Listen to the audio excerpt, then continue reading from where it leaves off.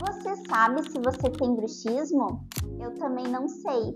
Eu posso ver alguns sinais ou sintomas que indicam um possível bruxismo, mas saiba que aqui no consultório nós temos agora uma metodologia que a gente consegue quantificar e realmente com critérios saber se você tem ou não bruxismo. A partir de agora, todo paciente ele responde um questionário que é validado na literatura para avaliar, mas por que tudo isso e por que em todo mundo?